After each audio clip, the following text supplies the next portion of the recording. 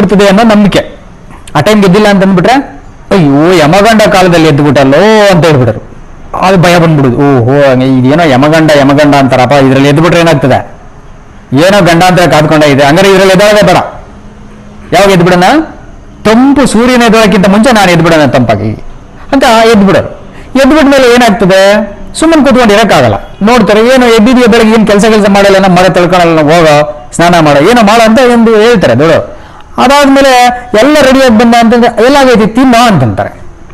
ಸುಮ್ಮನೆ ಮನುಷ್ಯರು ಬಿಡಲ್ಲ, ಯಾಕಂದ್ರೆ ಕುಟುಂಬ ತಿಂದ್ಬಿಟ್ಟು ಸುಮ್ಮನೆ ಕುಂತ ನೋಡೋ, ಇವನ್ಗೇನು ಜವಾಬ್ದಾರಿ ಐತಾ, ಕುಟುಂಬ, ಮನೆ, ಮಕ್ಕಳು, ಅಪ್ಪ ಅಮ್ಮ ಏನಾನ ಐತಾ ಇವನಿಗೆ, ಹೊಲ ಮನೆ ತೋಟ.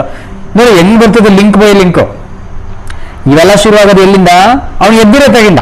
ಅದಕ್ಕೆ ಎದ್ದೇಳಕ್ಕೆ ಒಂದು ಟೈಮ್ ಅಂತ ಫಿಕ್ಸ್ ಮಾಡ್ಕೊಂಡ್ಬಿಟ್ಟು, ಇದೆಲ್ಲ ಕಾಮನ್ ಸೆನ್ಸ್ ಇದು. ಆವಾಗ ಎದ್ದು, ಆವಾಗ ತಿಂದು, ಆವಾಗ ಓದಿ, ಆವಾಗ ಕೆಲಸ ಮಾಡಿಲ್ಲ ಅಂತ ಅಂದ್ಬಿಟ್ರೆ ಅವನ ಜೀವನದಲ್ಲಿ ಉದ್ಧಾರ